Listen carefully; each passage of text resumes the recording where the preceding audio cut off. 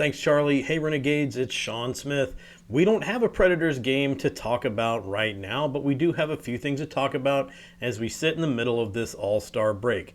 While we haven't seen the Preds play, there's certainly a lot of things that we need to look at before they get ready to play again.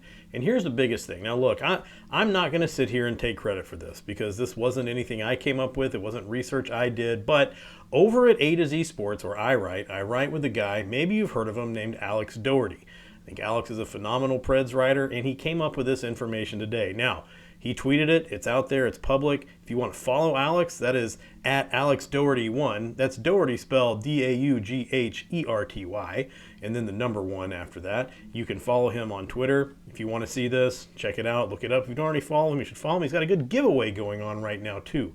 But he's my site mate, and I think he puts out some good stuff. So I'm going to throw this out there a little bit. Here's what Alex said. Okay, I'm going to read it to you. This is good.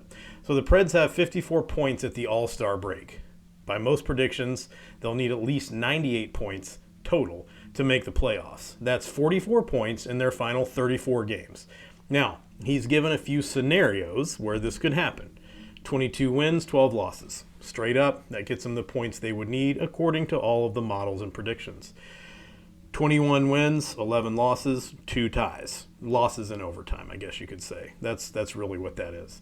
Or you could even go 20 wins, 10 losses, 4 overtime losses, or 19 wins, 10 losses, 5 overtime losses. Would get them the required 44 points in their final 34 games. Now, here's the thing. He goes on to explain, and I'm trying to give you an update. Look, everyone else has been talking about the season so far. I want to talk about where we go from here. So this is kind of the thing.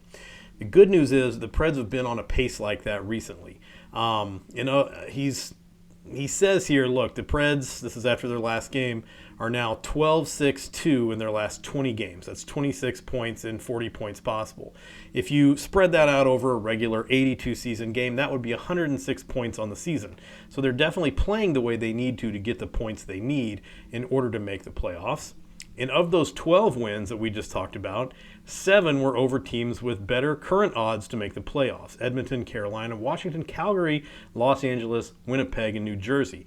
Now here's the thing. If we go back to the beginning of the season, one of the biggest things that was kind of lobbied at the Predators and kind of thrown up at them was like, yes, you've won some games, but you're winning against teams that are cellar dwellers. They're teams that are not going to make the playoffs. They're trying to suck hard for Bedard. I don't know. They're just trying to get a high draft pick. That's what they want.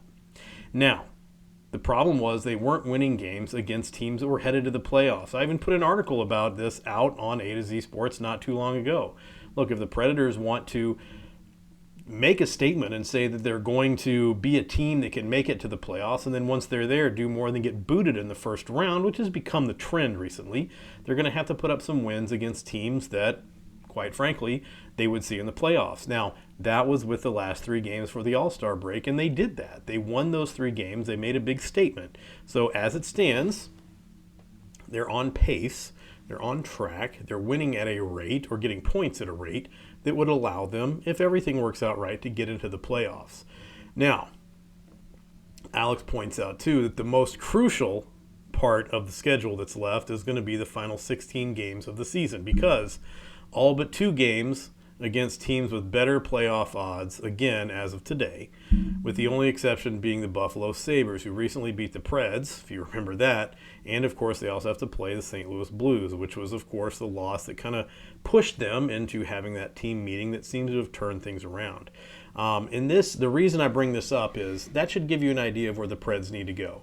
They're going to have to win some games. They're going to have to win some games against teams that are better than them, some teams that are ahead of them in the standings and have better chances to make the playoffs, because a lot of those teams are teams that they're going to have to leap over if they want to get into the playoffs. Teams that by beating them prevent that team from getting 2 points and gives the Predators 2 points, which that's when you really see a big jump in the standings. If we go all the way back, way back to when I first started out, before Charlie ever had me on the radio show or ever had me on this, I used to do a little video segment called the Preds Game Plan ahead of every game. And what I did was talk about things to look for in the upcoming match. And I always had a little dry erase board that showed the standings. And I talked about, like, look, now if the Predators beat this team tonight, they're going to get 2 points. This team won't get any, so they move above.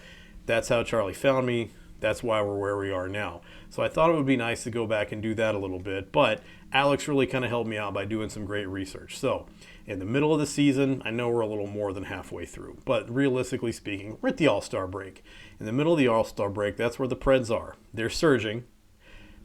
According to all predictions, they're surging at the right time, and all the models say that if they continue to perform the way they've been performing over the last 20 games, they can earn the points they need to make it in the playoffs. The real question, Preds fans, as we've mentioned before, as we'll probably be mentioning again over and over and over, is can they do more than lose in the first round? If they can do that, I think they're making a statement. But if they make it to the playoffs again, scraping, scratching, fighting, biting, and clawing their way in, just to be unceremoniously kicked out after the first round, that should make for a very interesting offseason. Charlie, at the All-Star break, that's what I got for you. Renegades, good to see you. Hope everybody enjoys the break and hope everybody's ready to get back to some Preds action when this break's over. Charlie, sending it back over to you.